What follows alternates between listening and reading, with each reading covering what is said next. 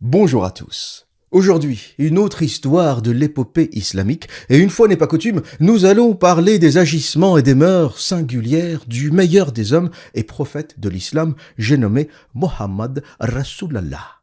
Et cette fois-ci, accrochez-vous bien, nous allons parler du jour où le meilleur des hommes a baisé sa belle-fille Zainab, plus précisément la femme de son fils adoptif Zaïd. Va t'asseoir confortablement, va te chercher un petit thé, un petit café, des cacahuètes, des pistaches, des dattes, tu fais comme tu veux. Cette histoire est une dinguerie. Et comme à son habitude, le meilleur des hommes, Rasulallah, sallallahu alayhi wa va vous régaler.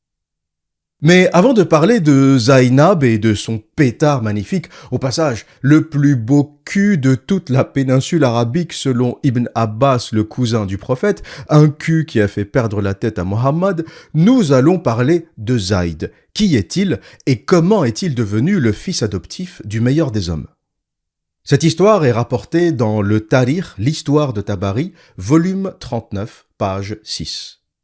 Zaïd ibn Haritha naît dans la tribu de Kalb vers 581 de notre ère. Il fut kidnappé étant jeune garçon et vendu comme esclave. Il fut acheté par Hakim ibn Hizam pour 400 dirhams qui le donna comme cadeau à sa tante Khadija, la future femme du prophète. Lorsque celle-ci se maria avec Mohammed, elle lui offrit Zaïd comme cadeau de mariage. Retenez bien ce détail. Khadija offre à Mohammed un esclave comme cadeau de mariage. La famille biologique de Zaïd le retrouve à la Mecque plusieurs années plus tard, mais Zaïd choisit de rester avec Mohammed qui finit par l'adopter comme son fils, l'adoption étant une pratique courante en Arabie à l'époque. Et retenez bien ce fait également, car très important dans cette histoire, avant l'islam, l'adoption était légale chez les Arabes, mais bien plus tard, l'adoption sera interdite par le Coran dans la sourate Al-Ahzab, verset 37. Et je vous raconterai en détail dans ce podcast la raison aussi perverse que scandaleuse derrière l'interdiction de l'adoption pour les musulmans par Allah, le créateur de l'univers. Et ça nous donne l'occasion, avant de parler de la triste histoire de Zaïd et de ce que lui a fait son père adoptif Mohammed, de comprendre qui était vraiment le meilleur des hommes à ses débuts au travers de ce mariage plutôt atypique avec cette femme, riche et puissante commerçante de Koraïch, Khadija, 15 ans plus âgée que lui. Elle avait 40 ans alors qu'il en avait 25 et elle épouse Mohammed en lui offrant un esclave. La première femme du meilleur des hommes était donc une sugar mamie qui l'a non seulement épousée, mais qui lui a aussi donné du travail. Il s'occupait de ses caravanes et de son commerce. Mohammed est donc le premier gold digger, la première michetonneuse de l'histoire, qui était logée, blanchie, nourrie par une riche et puissante commerçante, une riche et puissante femme de Koraïch, 15 ans plus âgée que lui. Surtout que le père de Khadija, n'étant pas d'accord pour ce mariage, elle a été obligée de le saouler, de l'alcooliser pour lui faire accepter cette alliance. Et voilà ce que nous dit Tabari, le plus grand érudit de l'histoire islamique concernant le mariage de Mohammed avec Khadija. Pour ceux qui ne le savent pas, Tabari a écrit le Tarikh, l'histoire de l'islam, et dans Tabari, le Tarikh, livre 6, page 49, Mohammed à la Mecque, on apprend la chose suivante de la part d'Al-Waqidi qui nous raconte: ils disent également que Khadija a envoyé un message au messager de Dieu l'invitant à l'épouser, signifiant par là qu'il devait se marier. C'était une femme très respectée et tout Koraïch aurait été désireux de l'épouser et aurait dépensé beaucoup d'argent à cette fin s'il l'avait aspirée. Elle a appelé son père à sa maison, l'a enivré de vin jusqu'à ce qu'il soit ivre, donc Khadija a invité à appeler son père à la maison, elle l'a enivré de vin jusqu'à ce qu'il soit ivre, a égorgé une vache, l'a oint de parfum et l'a vêtue d'une robe rayée. Puis, elle a envoyé chercher le messager de Dieu et son oncle, et lorsqu'ils sont entrés, son père l'a mariée à lui. Lorsque son père a recouvert de son intoxication, il a dit: « Qu'est-ce que cette viande, ce parfum et ce vêtement ?» Elle a répondu: « Tu m'as marié à Mohammed bin Abdullah. » « Je n'ai pas fait cela, dit-il. C'est le père qui répond « Je ne t'ai pas marié. » « Le ferai-je alors que les plus grands hommes de la Mecque t'ont demandé en mariage et que je n'ai pas accepté ?» Cette histoire de Khadija qui enivre, qui alcoolise son père pour pouvoir épouser Mohammed est racontée et écrite noir sur blanc dans le Tarikh de Tabari, livre 6, page 49. Et en lisant l'histoire islamique, la Sirat Rasulallah de Ibn Ishaq ainsi que les hadiths, on découvre que tout dans la vie de cet homme, Mohammed, le prophète de l'islam, est une arnaque. Tout est fait de mensonges, de violences, d'agressions, d'entourloupes. Tous ces mariages sont louches, il n'y a pas de mariage normal chez Mohammed, tout est bizarre. Aïcha était une enfant, Marie la Copte était une esclave, Safiya a été kidnappée après avoir égorgé son mari, son père, son frère et toute sa tribu à Kaïbar. Khadija, son premier mariage, se fait en saoulant le père de Khadija pour ne pas qu'il se rende compte de ce qui se passe. Mohammed est le plus grand scam artiste de toute l'histoire de l'humanité. Charles Ponzi, Napoléon Hill, Bernard Madoff à côté sont des enfants de cœur. C'est des bricoleurs.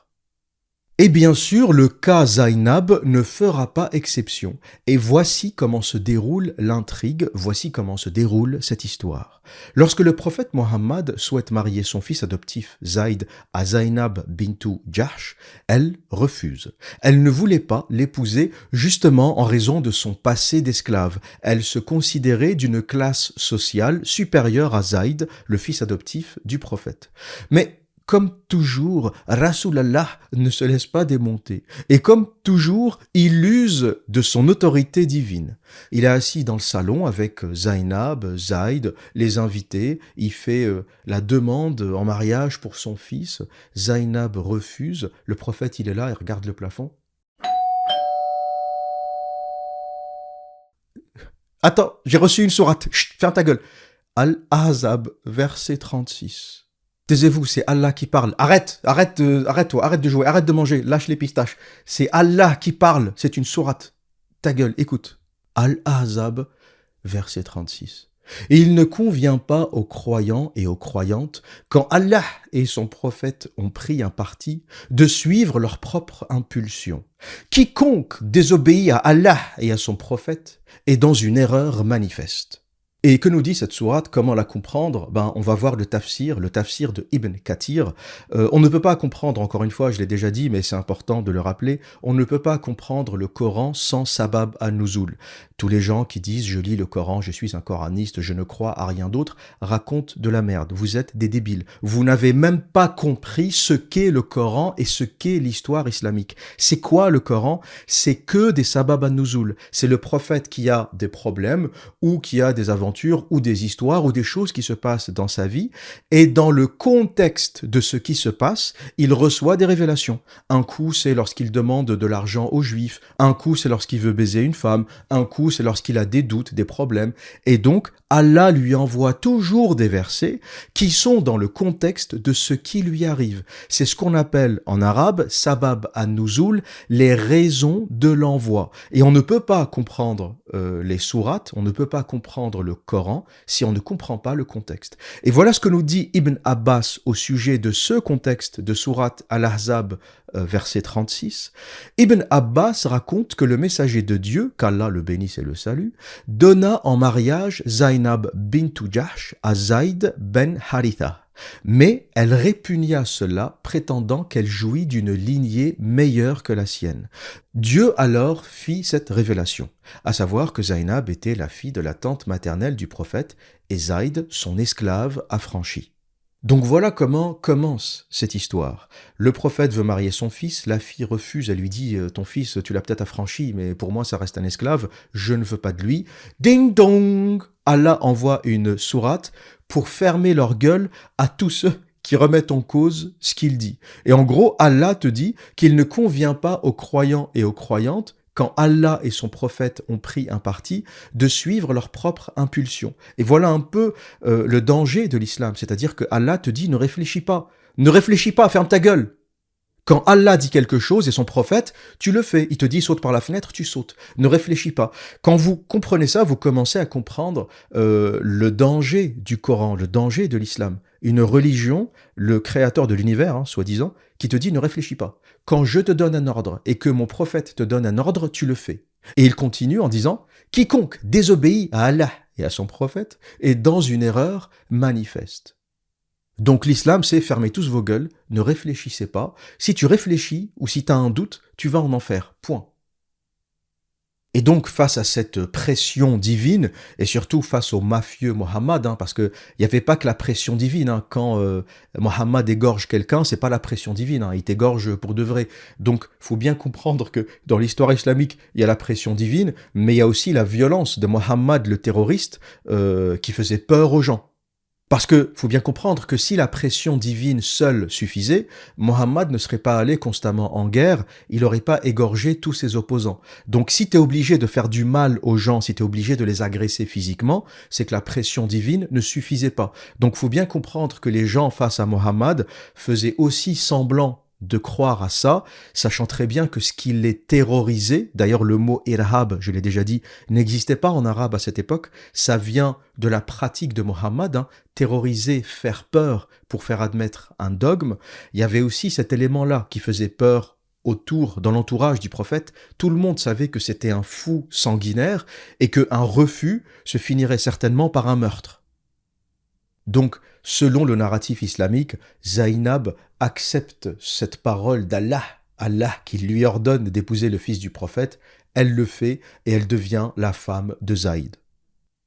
Après ce mariage ordonné par Allah via la sourate Al-Ahzab verset 36, du temps a passé et Mohammed va rendre visite à son fils.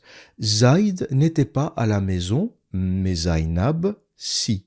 Elle était en train de se changer, le voile qui recouvrait la porte se lève et le prophète l'aperçoit nu. Et là, Mohammed, sallallahu alayhi halala, découvre le matos de Zainab, le pétard de squatteuse intergalactique, le plus beau cul qu'il n'avait jamais vu de sa vie. De toute son existence de prophète, il n'avait vu un cul pareil. Et certainement pas le cul de Khadija, ni celui de Aïcha, pour des raisons évidentes. La pauvre petite avait 6 ans, donc niveau physique, soyons réalistes. Et voilà ce que nous rapporte Tabari dans son histoire, le Tarikh, volume 8, page 4, au sujet de cet événement. Et il est très important de toujours rappeler les références et les mettre à l'écran. Et je le fais toujours parce que mes détracteurs ont tendance à dire que l'observateur, il invente des histoires. C'est pas possible, le prophète, il a pas vu la femme de son fils à poil, il a pas vu son cul, c'est pas possible. Si, c'est pour ça que je vous mets toutes les références. Je ne raconte pas de bêtises. Tout est sourcé. Tout ce que je vous dis, mot à mot, à la virgule près, vous ouvrez les livres et vous les trouvez. T'ouvres le livre de Tabari, le Tarikh, l'histoire, le volume 8 ou le livre 8, page 4, et voilà ce que tu vas lire. Le messager de Dieu avait marié Zaïd à Zainab bintu Jahsh, la fille de sa tante paternelle. Un jour, le messager de Dieu est sorti à la recherche de Zaïd. Il y avait une couverture de crin sur l'entrée, mais le vent avait soulevé la couverture de sorte que l'entrée était découverte. Zainab était dans sa chambre dévêtue ou nue, et l'admiration pour elle est entrée dans le cœur du prophète. Après cela, elle a été rendue peu attirante pour les autres hommes. Alors, Zaïd, est venu et a dit « Messager de Dieu, je veux me séparer de ma compagne. » Mohammed a demandé « Quel est le problème ? Quelque chose de sa part t'a-t-il troublé ?»« Non, par Dieu, répondit Zaïd, rien de ce qu'elle a fait ne m'a troublé, messager de Dieu, ni n'ai-je vu autre chose que du bien. » Le messager de Dieu lui dit « Garde ta femme pour toi-même et crains Dieu. » Donc Tabari explique que le drap qui recouvrait la porte se lève par un coup de vent, Mohammed voit Zainab nue et que suite à cet épisode, elle est devenue inattirante à tous les autres hommes. comme par magie. Et là encore une fois, c'est toujours le narratif islamique qui essaye de coller des événements magiques à Mohammed. Comme par hasard, Mohammed voit une femme nue et comme par hasard, elle devient inattirante, elle devient moche pour tous les autres hommes, à tel point que son propre mari, Zayd, donc le mari de Zainab, ne veut plus d'elle. Et il va voir son père adoptif, Mohammed, et lui dit « Tu sais, depuis que tu as vu le cul de ma femme, depuis que tu l'as vue à poil, comme par hasard, elle n'est plus attirante pour moi. Voilà, je ne ressens plus aucune attirance pour elle. » Et là, on peut en conclure que c'est le narratif islamique qui essaye d'enjoliver les choses, parce qu'il n'y a pas d'explication rationnelle. Pourquoi elle deviendrait soudainement inattirante pour tous les hommes? Vous avez compris que c'est une façon de légitimer les prédations de Mohammed. C'est pour lui donner un peu bonne conscience. Voilà, c'est simplement par magie que tous les hommes ne s'intéressaient plus à elle, et même son mari ne s'intéressait plus à elle. Donc, qui reste-t-il? Petite question, il reste qui comme homme qui pourrait s'intéresser à elle? Il reste Mohammed Rasulallah.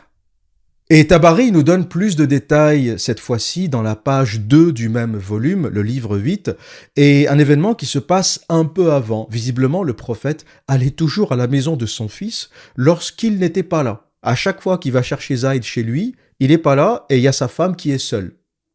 Et voilà ce que nous dit Tabari. Le messager de Dieu vint à la maison de Zayd. Peut-être qu'il s'ennuyait de lui à ce moment-là, au point de demander « Où est Zayd ?» Il vint à sa résidence pour le chercher, mais ne le trouva pas. Zainab bint Jahsh, l'épouse de Zayd, se leva pour l'accueillir. Comme elle était habillée seulement d'une chemise, le messager de Dieu se détourna d'elle. Elle dit « Il n'est pas ici, messager de Dieu. Entre, toi, qui m'es aussi cher que mon père et ma mère. » Le messager de Dieu refusa d'entrer. Zainab s'était habillée à la hâte quand on lui a dit « Le messager de Dieu est à la porte ». Elle se leva précipitamment et suscita l'admiration du messager de Dieu, si bien qu'il se détourna en murmurant quelque chose qui pouvait à peine être compris. Cependant, il dit clairement « Gloire à Dieu le Tout-Puissant! Gloire à Dieu qui fait tourner les cœurs !» Quand Zayd entra chez lui, sa femme lui dit que le messager de Dieu était venu à sa maison. Zayd dit « Pourquoi ne lui as-tu pas demandé d'entrer ?» Elle répondit « Je l'ai invité, mais il a refusé. »« As-tu entendu dire quelque chose ?» demanda-t-il. Elle répondit « Alors qu'il se détournait, je l'ai entendu dire « Gloire à Dieu le Tout-Puissant, gloire à Dieu qui fait tourner les cœurs. » Après cet épisode, Mohammed ne parvient pas à oublier Zainab. Dieu, visiblement, a changé son cœur. Lui qui voyait Zainab comme sa fille, commence à la voir comme une amante. Ce cul magnifique, ses seins bombés, sa peau tannée, Mohammed n'en peut plus. Il n'arrive plus à oublier Zainab. Le sgeg de Rasulallah était en feu. Il rentre alors chez lui dépité, il se pose sur son canapé, il prend la télécommande, il s'apprête à regarder un film sur sa Smart TV, certainement la Risala, et là... Allah? C'est toi, Allah? Mais non, ferme ta gueule, c'est Gabriel. Tu sais bien qu'Allah te parle jamais. Ah, Gabriel! Salut ma couille, ça va, tranquille? Tu veux un thé, un café, des dattes, et il me reste une canette de pisse de chameau au frigo. Mais ferme ta gueule, Mohammed, j'ai pas fait 50 milliards d'années-lumière pour prendre un café avec toi. J'ai un message d'Allah concernant Zainab, Al-Ahzab, verset 37, la suite du verset 36. Prends des notes et ferme ta gueule, arrête de bouffer. Mohammed, il est là, mais je sais pas écrire, Gabriel, tu sais très bien, tu m'as tabassé 3 fois, tu m'as étranglé, je sais toujours pas écrire depuis. Et Gabriel, ah oui, mais putain, j'ai oublié, de tous les humains, il a fallu qu'Allah envoie son message à un bédouin analphabète. Qui plus est, qui fait des crises d'épilepsie. Je sais pas, appelle Aïcha, elle va prendre des notes. Aïcha, t'es où? Oui, Rasulallah. J'arrive, j'étais en train de gratter les gouttes de sperme sur ta djellaba. Et Aïcha arrive avec son petit carnet pour noter la sourate. Au passage, cette histoire de Aïcha qui gratte les gouttes de sperme, c'est une véritable histoire. C'est raconté dans un hadith sahih ou sahih de la plus haute authenticité, Sunan ibn Majah, 538. La référence livre, c'est livre 1, hadith 272, qui nous dit, c'est écrit noir sur blanc, un invité est venu et est resté chez Aïcha, et elle a ordonné qu'on lui donne une de ses couvertures jaunes. Il a eu une émission nocturne dessus, une émission, il a éjaculé quoi. Et il était trop gêné pour la renvoyer à Aïcha alors qu'elle portait des traces de cette émission. Alors il l'a trempée dans l'eau et puis l'a envoyée à elle. Aïcha a dit: « Pourquoi a-t-il abîmé notre vêtement ? Il aurait suffi qu'il gratte avec son doigt. J'ai souvent gratté le sperme du vêtement du messager d'Allah avec mon doigt. » Aïcha qui dit, dans un hadith authentique, « J'ai souvent gratté le sperme du messager d'Allah avec mon doigt. » C'est une petite parenthèse qui est importante, on va reprendre le fil de l'histoire concernant Zayd, mais parenthèse importante concernant les musulmans qui viennent dans les commentaires me dire « On vous a appris à vous laver, l'islam c'est la propreté ». Il y a un gouffre entre le mythe, ce que vous croyez de l'islam, ce qu'on vous a appris depuis que vous étiez petit, ce qu'on appelle l'endoctrinement familial, l'endoctrinement de l'école, l'endoctrinement de la culture d'une façon générale, de la culture islamique, et les textes. Les textes disent tout autre chose. Ce texte, ce hadith, Sunan Ibn Majah 538, je vous le mets à l'écran et vous allez vérifier par vous-même, nous dit qu'un compagnon est venu passer la nuit chez le prophète. Et bon, ça arrive, c'est un accident, il a eu une éjaculation nocturne. Et le mec, au lever, il a un peu honte, c'est normal, c'est un invité, il salit la couverture, il la trempe dans l'eau. Il dit, c'est le minimum que je puisse faire. Voilà, je la trempe dans l'eau, au moins ça se verra pas. Et Aïcha lui dit, mais pourquoi tu l'as trempée dans l'eau ? On lave pas les couvertures. Rasulallah, le prophète de l'islam, le meilleur des hommes, me demandait de gratter les gouttes de sperme. Et il y a même d'autres hadiths où on raconte qu'elle grattait les gouttes de sperme de sa djellaba avant qu'il aille faire la prière, avant qu'il aille à la mosquée. Aïcha passait son temps à gratter les vêtements du prophète souillés. D'où l'islam, c'est la propreté. T'imagines, l'envoyé de Dieu, l'envoyé du créateur de l'univers, il aurait pu avoir une sourate qui lui dit « Mohammed, arrête de gratter le sperme sur tes vêtements, lave-les. Pourquoi j'ai créé l'eau ? Espèce d'abruti. Pourquoi j'ai créé l'eau ?» Un autre hadith où il dit aux gens de s'essuyer le cul avec un nombre impair de pierres, 3, 5, 7. J'en avais parlé dans une vidéo précédente. D'où l'islam, c'est la propreté.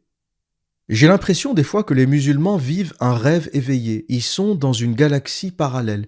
Ils pensent des choses parce que ça se transmet verbalement de père en fils. Donc à force de répéter « l'islam c'est bien, l'islam c'est la propreté, Allah c'est bien, Allah c'est la propreté, nanani nanana » et ça se répète et ça se répète et ça se répète.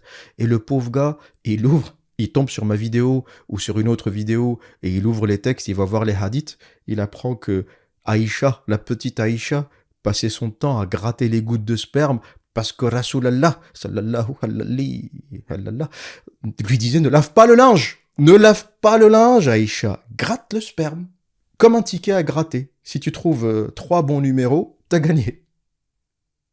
L'islam est le plus gros foutage de gueule de toute l'histoire de l'humanité. Et là, maintenant que tout le monde est prêt, ils sont là dans la pièce, tout le monde est prêt à noter et à écouter, Gabriel balance Surat al-Ahzab, verset 37, où Allah, le créateur de l'univers, dit « Tu dis à celui qu'Allah et toi-même m'ont comblé de bienfaits, garde ton épouse et crains Allah. Tu caches ainsi dans ton cœur ce que Allah tient à divulguer. Tu redoutes l'opinion publique, tu ferais mieux de redouter Allah. Quand Zayd fut las de sa femme, nous te l'avons donné en mariage pour qu'il ne soit plus interdit aux musulmans d'épouser les femmes abandonnées par leurs fils adoptifs. Les arrêts d'Allah sont inéluctables. Sadakallahu halallah al-hadim. » Et là, vous allez me dire, mais c'est quoi ce bordel, l'observateur ? Explique-nous, c'est un peu confus cette sourate. En fait, ce que dit Allah dans cette sourate, et je vous parlerai du Sabab an-Nuzul et du tafsir de Ibn Kathir, il dit Tu dis à celui qu'Allah et toi-même ont comblé de bienfaits, garde ton épouse et crains Allah. Ça fait référence à l'épisode où, quand Zayd a dit au prophète, je ne la trouve plus attirante depuis que tu l'as vue à poil, je veux m'en séparer, le prophète lui dit, garde ta femme. Donc Allah fait référence à cet épisode. Et il lui dit ensuite, tu caches ainsi dans ton cœur ce que Allah tient à divulguer. Tu redoutes l'opinion publique, tu ferais mieux de redouter Allah. Donc Allah dit à son prophète, moi, je sais que tu kiffes Zainab. Tu caches dans ton cœur ce que Allah tient à divulguer. Et en gros, le prophète avait peur de dire qu'il avait de l'attirance pour Zainab, par peur de ce que vont dire les gens. C'était une petite tribu, tout se sait, les gens vont parler, donc il n'osait pas. Et Allah lui dit, si toi t'as honte, Allah n'a pas honte. Moi, je vais te donner l'autorisation de niquer la Zainab. Moi, je te donne l'autorisation de niquer toutes les femmes.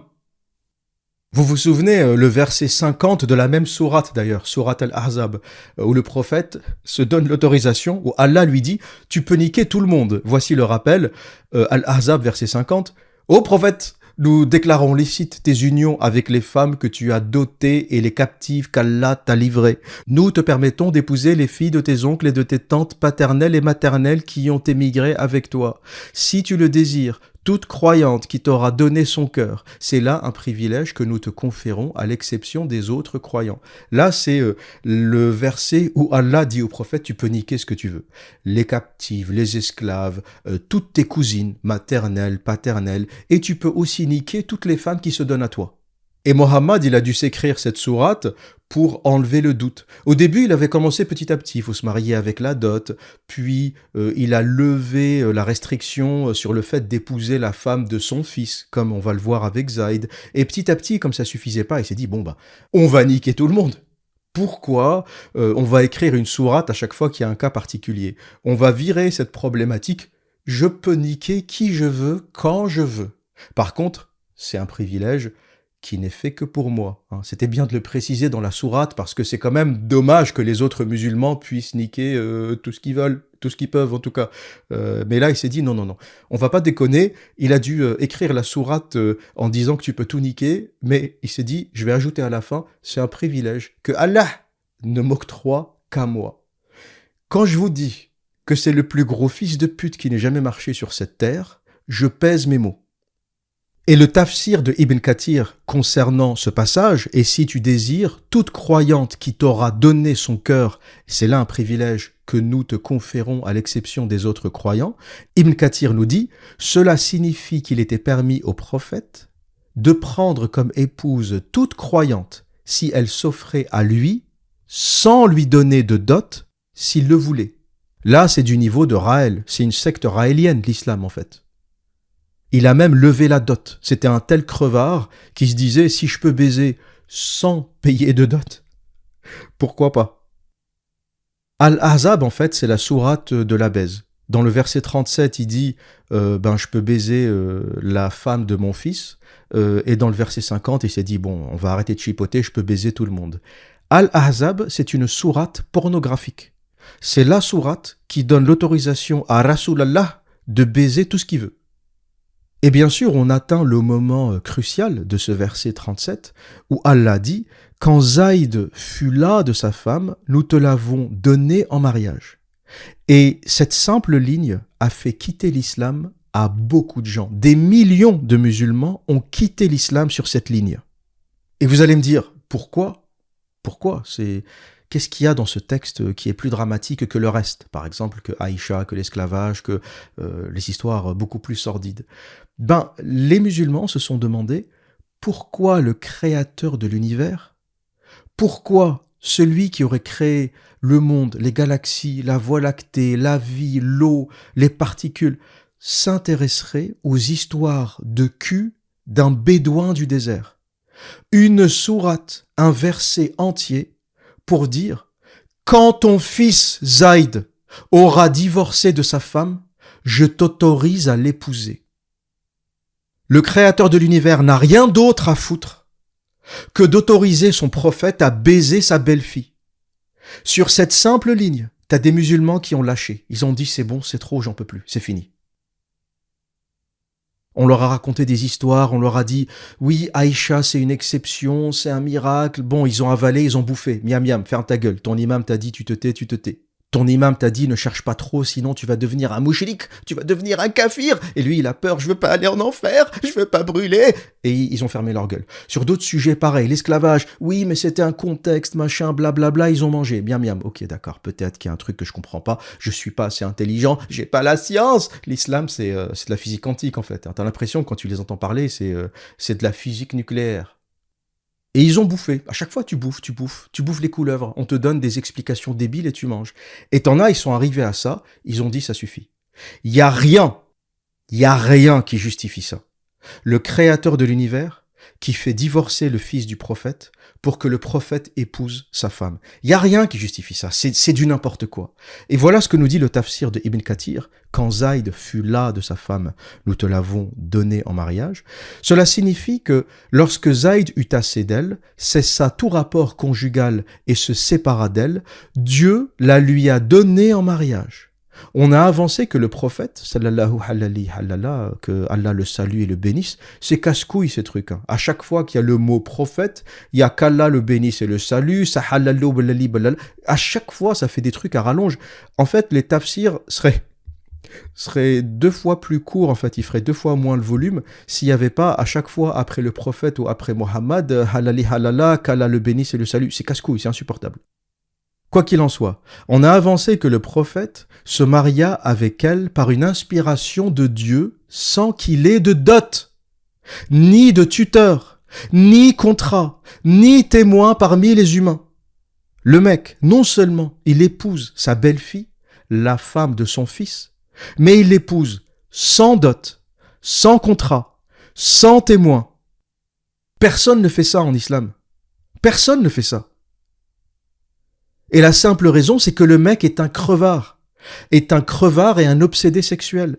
Il voulait baiser sa belle-fille, il s'est écrit une sourate pour fermer la gueule à tout le monde, parce que tous les gens qui disent « Comment ça, prophète? Déjà, t'épouses ta belle-fille, il y a un truc qui va pas, mais en plus, sans témoin, sans dot, sans contrat. C'est quoi? C'est une esclave? C'est une clocharde? C'est quoi ?» Et à ce propos, Anas a rapporté, après l'écoulement de la période de viduité de Zainab, le messager de Dieu dit à Zaïd, va chez elle et mentionne-moi auprès d'elle. Zaïd partit chez elle et la trouva en train de pétrir le pain. Il raconta, en la voyant, elle devint très chère à moi, à tel point que mes regards ne purent la voir et de la mettre au courant du désir de l'envoyé de Dieu. Je lui tournai le dos et lui dis, ô Zainab, et cette bonne nouvelle, le messager de Dieu m'envoya te dire qu'il ne cesse de t'évoquer. Elle me répondit, je ne ferai rien tant que je n'ai pas reçu l'ordre de Dieu. Elle se leva ensuite pour gagner son sanctuaire.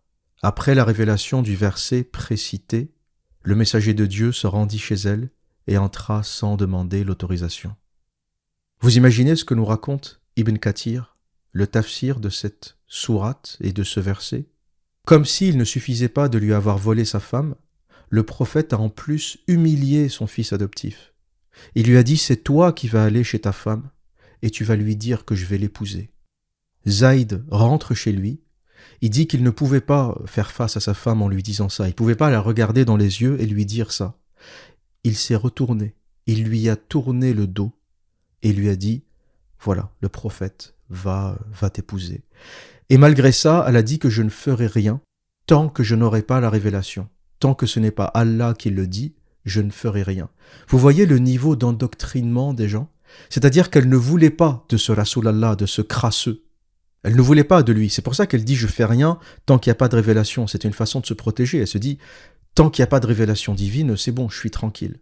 Mais bien sûr, quelque temps après, il y a eu la révélation divine. Donc quand Allah a dit à Zainab « tu vas épouser le prophète », elle pouvait plus rien faire, c'est bon, c'est un ordre divin. En plus de la question de la terreur et du terrorisme, parce que c'est ça, le danger de l'islam. Si cette femme refuse, on va pas dire, elle a le choix, elle n'est pas obligée. Elle peut très bien dire, j'ai pas envie, ça me convient pas, il est plus âgé que moi, c'est en plus mon beau-père, j'ai pas envie d'épouser mon beau-père. Mais une fois qu'il y a révélation divine, avec tout l'endoctrinement et le terrorisme islamique, elle peut plus refuser. Parce qu'on va lui dire, si tu refuses, c'est pas par choix mais par mécréance. C'est ça la différence. S'il n'y avait pas eu de verset, on va dire elle a refusé par choix. Si elle avait refusé malgré le verset, on aurait dit c'est une kafir, c'est une mécréante, parce que Allah lui demande d'épouser ce crasseux Rasulallah, le prophète de l'islam, et elle refuse. Donc c'est une mécréante. Et qu'est-ce qu'on fait aux mécréants? On les tue. L'islam, c'est pas une religion qui survit par la beauté du texte. C'est une religion qui survit par le terrorisme. T'enlèves le terrorisme, il reste plus rien. Si les gens arrêtent d'avoir peur, il n'y a plus d'islam. Et d'après vous, Zainab a accepté d'épouser ce crasseux Rasulallah, un mec qui avait des traces de sperme sur sa djellaba, que la petite Aïcha grattait. Vous pensez qu'elle a accepté de l'épouser par conviction? Elle a accepté par terreur. Le mec est un crasseux intégral, c'était un fou, personne ne le respectait, à tel point qu'il a été chassé de la Mecque. C'est un débile. Et la seule raison pour laquelle une jeune, jolie femme courtisée accepte d'épouser un crasseux pareil, c'est la terreur, c'est tout. C'est la terreur. Allah a dit, donc tu fais. C'est ça l'endoctrinement et c'est ça le terrorisme. Voilà pourquoi l'islam use du terrorisme. Parce qu'il n'y a rien de rationnel dans ce dogme. Il n'y a que la peur qui peut te le faire accepter. Il n'y a que la peur qui pouvait faire accepter à Zainab d'épouser un mec qui avait des taches de sperme séchées sur sa djellaba. Qui plus est, qu'une petite fille de 9 ans avait gratté. Aïcha a commencé à vivre avec le prophète à l'âge de 9 ans. Donc c'est une gamine ou une préadolescente, peut-être entre 9 et 12, 9 et 14 ans, je ne sais pas exactement quel âge elle avait à cette époque, une gamine qui grattait les traces de sperme sur ses vêtements. Voilà qui est Mohammed Rasulallah, le prophète de l'islam.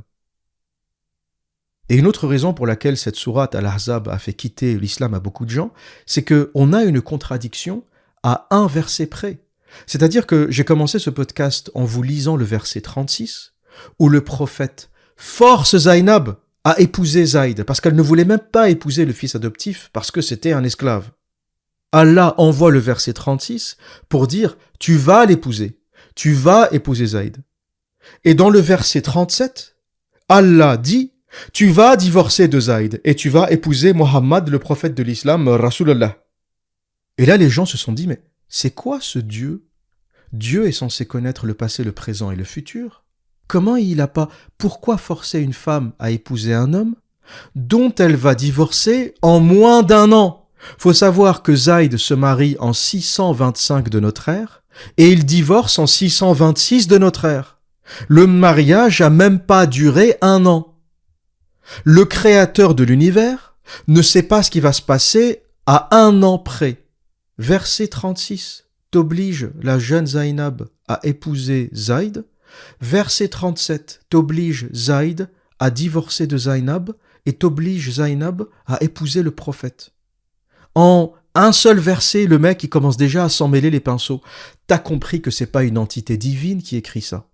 C'est le bordel monstre d'un bédouin du désert buveur de pisse de chameau. Il y a qu'un bédouin analphabète pour avoir autant de contradictions. Là, on parle pas de 2 versets à 7 ans d'intervalle, ou à 10 ans d'intervalle, ou à 20 ans d'intervalle. On parle de 2 versets à même pas 1 an d'intervalle. Et vous appelez ça le créateur de l'univers? Faut être débile pour penser que Allah, qui sait même pas à 1 an près ce qui va se passer, est vraiment une entité divine. Voilà l'autre raison pour laquelle tous les musulmans dotés de raison, dotés d'une capacité intellectuelle à raisonner, ce n'est pas donné à tout le monde. T'as des quotients intellectuels bas qui ne pourront jamais comprendre ça. Et ces gens-là, peut-être que finalement, vaut mieux qu'ils restent musulmans. Vaut mieux que vous restiez dans l'islam. Si vous me dites, l'observateur, mais tu crois que quitter l'islam, c'est donné à tout le monde? Je vais te répondre non. Ce n'est pas donné à tout le monde. En dessous d'un certain quotient intellectuel, tu ne peux pas quitter l'islam. Et peut-être que vaut mieux que tu restes musulman, ça te permet de t'encadrer. Peut-être que si tu quittes l'islam, tu vas devenir plus dangereux. Ça te permet de t'encadrer, de te laisser dans ta médiocrité. Tu fais la prière, tu poses la tête au sol, tu lèves le cul au ciel, Allahu Akbar, Bismillah, machin, tu répètes les mêmes conneries. Peut-être que ça permet de te prendre en charge. Pourquoi? Parce que tu ne peux pas comprendre la logique. La logique se comprend, ou le raisonnement rationnel est possible à partir d'un certain niveau intellectuel. C'est-à-dire que comprendre la contradiction entre le verset 36 et le verset 37 demande de la logique. Et tout le monde n'est pas capable de raisonner. Moi, je suis réaliste sur l'humanité. T'as des gens qui sont plus, je sais pas comment on va les appeler, plus humanistes ou plus généreux ou plus optimistes, qui vont te dire non, non, tous les humains sont égaux, tout le monde peut comprendre la logique, tout le monde peut comprendre la rationalité. Non, non. Pour avoir entendu des musulmans, pour avoir écouté des gens parler, je suis convaincu que tout le monde n'est pas capable de logique.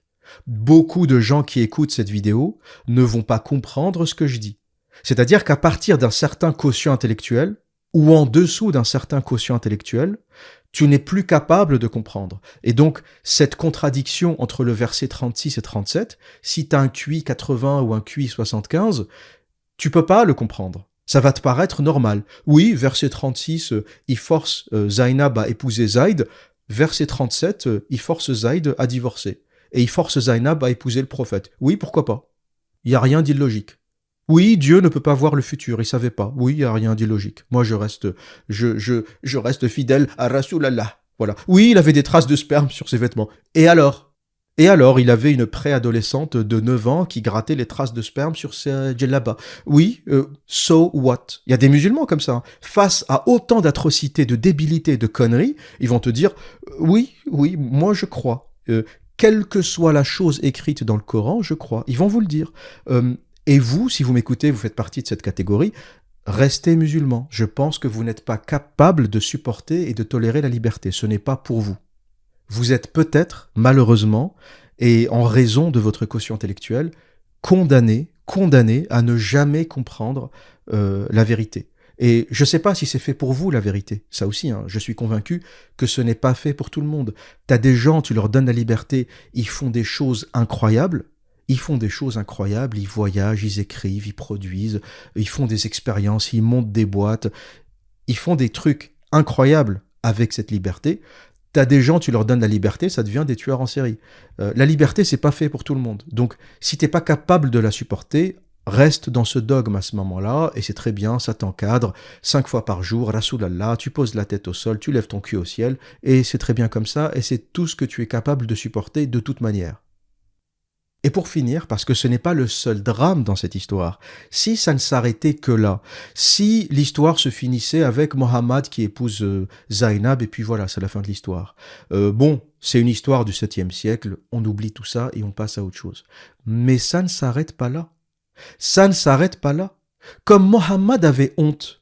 Il avait honte de cette histoire. Il a épousé sa belle-fille quand même. Ça reste, c'est une tâche. Qu'est-ce qu'il a fait? Il s'est dit, ça serait bien que ce ne soit plus ma belle-fille, pour que les gens acceptent mieux cette situation. Et pour que ce ne soit plus sa belle-fille, il faut quoi? Il faut que Zayd ne soit plus son fils. Et donc ce qu'il a fait, c'est qu'il l'a renié. Mohammed Rasulallah a renié son fils, et ça ne s'arrête pas là. Il a interdit à tous les autres musulmans d'adopter. L'adoption est interdite en islam, en raison de ce verset 37 de Surat Al-Ahzab. Plus spécifiquement, la partie où Allah, le créateur de l'univers, dit « Il n'a pas assimilé vos enfants adoptifs à vos enfants légitimes. » Il n'a pas assimilé vos enfants adoptifs à vos enfants légitimes. Il y a aujourd'hui 2 milliards de musulmans qui n'ont pas le droit d'adopter à cause de ce verset. Des familles dans le monde musulman, des couples stériles qui ne peuvent pas avoir d'enfants, même s'ils sont riches, même s'ils sont millionnaires, à cause de ce verset, ils n'ont pas le droit d'adopter. Et c'est un autre élément qui a fait quitter l'islam à beaucoup de gens parce que ils voulaient adopter et ils se sont dit je ne peux plus adhérer à une religion qui refuse l'adoption, qui refuse que des gens qui ne peuvent pas avoir d'enfants ou qui peuvent avoir des enfants mais qui pour des raisons, je sais pas, qui leur appartiennent, veulent adopter pour des raisons peut-être de générosité.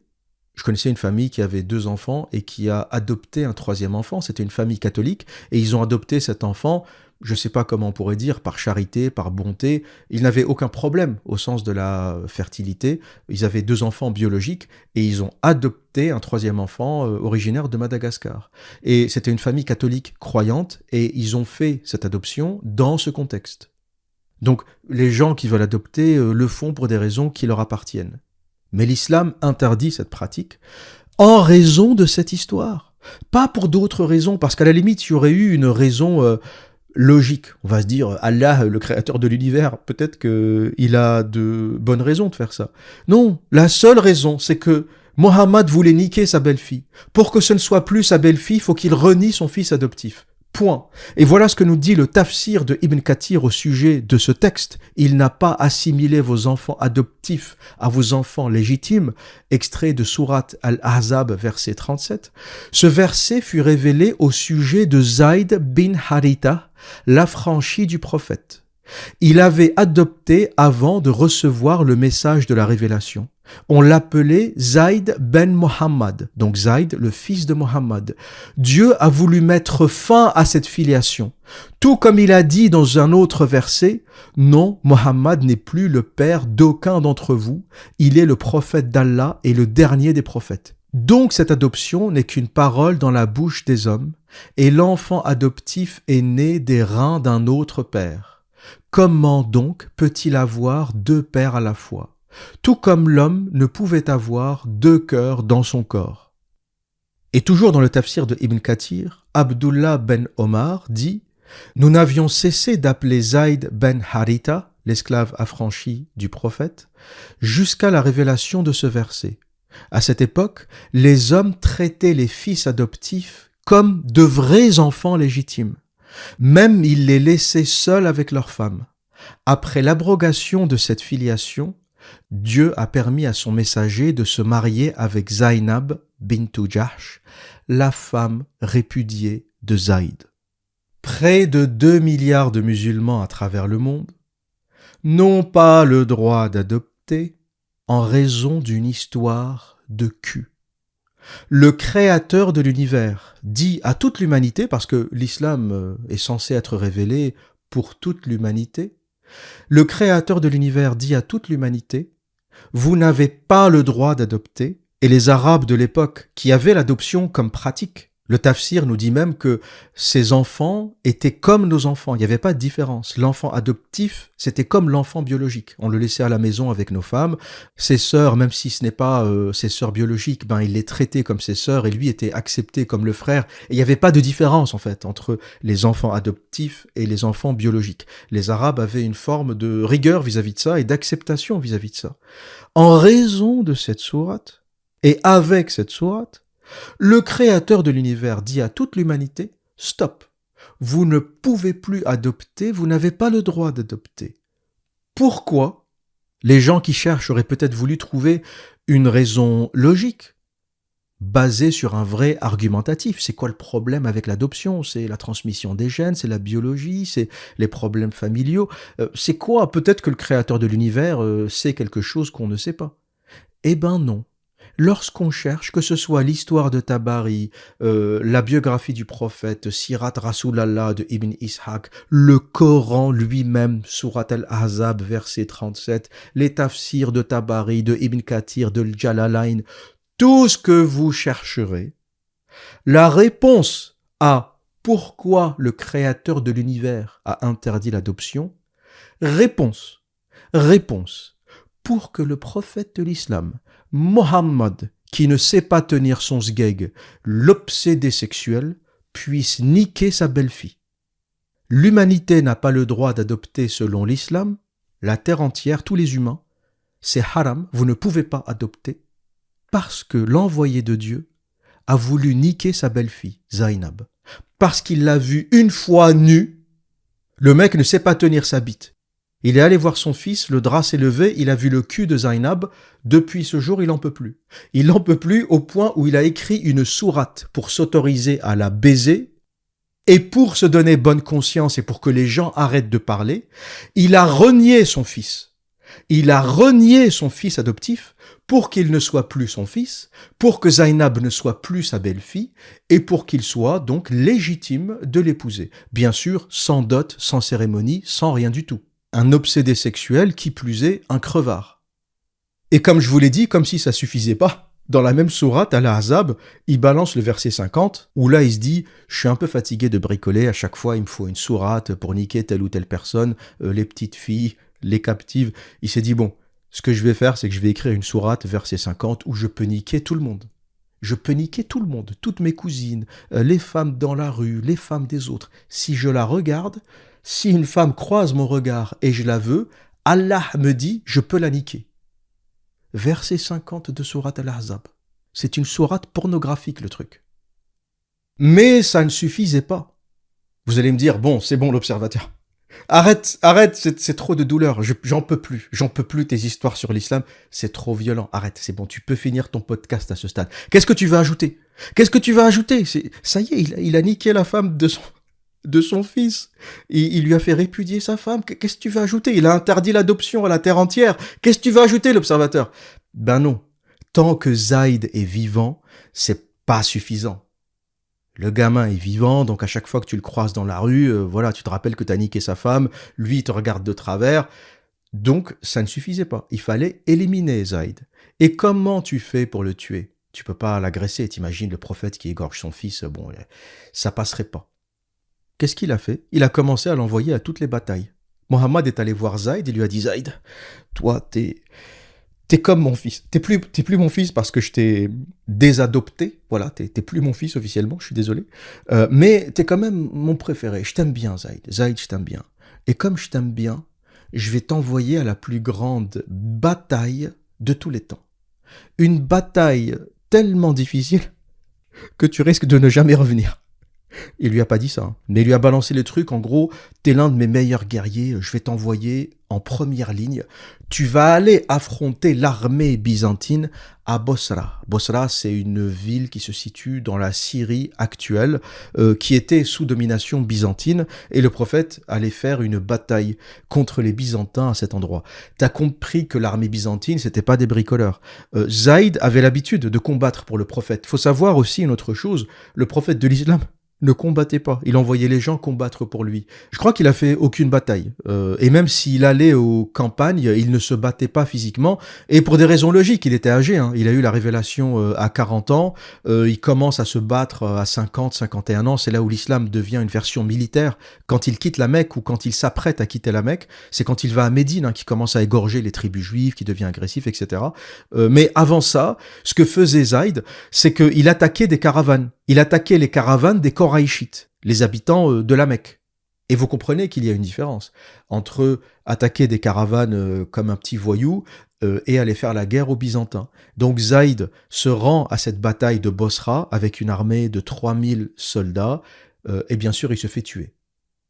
Zaïd meurt et l'objectif de Mohammed était atteint. Tu comprends très bien que quand t'envoies ton fils, qui n'a pas l'expérience de ces grandes batailles, qui a l'habitude d'attaquer des caravanes, tu l'envoies se battre contre une armée byzantine structurée, t'as compris qu'il avait de très bonnes chances de ne jamais revenir. Donc, objectif atteint, Zaïd est mort, le prophète n'a plus de garçon, ni adoptif, ni biologique, ni rien du tout. Et d'ailleurs, il y a une espèce de malédiction avec ce prophète, hein. Tous ses enfants sont morts, tous ses garçons sont morts, et les filles qu'il a eues, il y a une vraie question de légitimité, parce que Khadija se marie avec lui à 40 ans, et elle aurait eu toutes ses filles entre 40 et 50 ans, ou 40 et 55 ans, il y a un truc qui va pas. Cette explosion de fertilité de Khadija à partir de 40 ans est assez louche. Donc on peut admettre que Khadija a eu ses filles avant Mohammed, avant 40 ans, d'un autre mariage. Donc Mohammed est très certainement stérile, il n'a pas de descendants, et même ceux qu'il était supposé avoir sont morts. Notamment Ibrahim, qui meurt dans la petite enfance, le fils de Marie la Copte, qui meurt à l'âge de 2 ans, peut-être entre 2 et 3 ans. Donc pour un envoyé de Dieu, stérile, avec une telle malédiction, on peut se poser des questions. D'ailleurs, même Zainab, en fait, le drame aussi, c'est qu'il foutait la merde, mais il faisait pas de gamin. Pas d'enfant avec Aïcha, pas d'enfant avec Safiya. Il égorge son mari, il égorge toute sa tribu, et il est même pas foutu de lui faire un enfant. Pas d'enfant avec Zainab, il la vole à son fils, adoptif, même pas foutu de lui faire un gamin. Il fout la merde, il détruit des couples, il égorge des tribus entières et il est pas foutu d'avoir un seul gamin. Ce mec est maudit, ce prophète est maudit. C'est un terroriste, stérile, psychopathe, pervers, doublé d'une libido sexuelle complètement déréglée, qui fait qu'il a envie de baiser tout ce qui bouge. Le drame, parce qu'il y a plein de gens qui ont des libidos déréglés, mais ils sont pas prophètes. Le drame, c'est qu'il a réussi à monter une secte et à s'imposer prophète et à s'envoyer des sourates à chaque fois qu'il a envie de baiser une meuf. C'est Raël, en fait. Le mec, c'est Raël. L'islam, c'est Raël avec le côté terroriste. Voilà, Raël n'égorge personne, il ne tue personne. Il y a simplement le côté sexuel, le côté de ses disciples qui se donnent à lui. Ben, l'islam, c'est pareil. C'est Mohammed, c'est Raël, mais avec le côté terroriste. Si tu ne te donnes pas à lui, il t'égorge. Voilà donc la véritable histoire de Mohammed ar-Rasulallah. Voilà donc la véritable histoire de l'islam. Voilà donc le contexte dans lequel Mohammed a baisé sa belle-fille, dans lequel il a renié son fils adoptif, et par la suite interdit l'adoption à tous les musulmans de la terre. Toute cette histoire, toute cette violence, pour satisfaire les pulsions sexuelles d'un déséquilibré.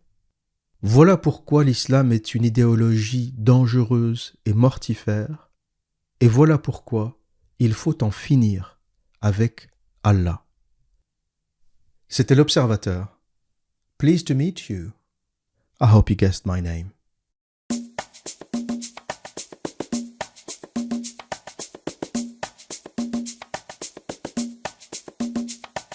Please allow me to introduce myself. I'm a man of wealth and taste. I've been around for a long, long year. Stole many a man's soul and faith. I was around when Jesus Christ had his moment of doubt and pain. Make damn sure that Pilate washed his hands to seal his fate. Pleased to meet you, hope you guess my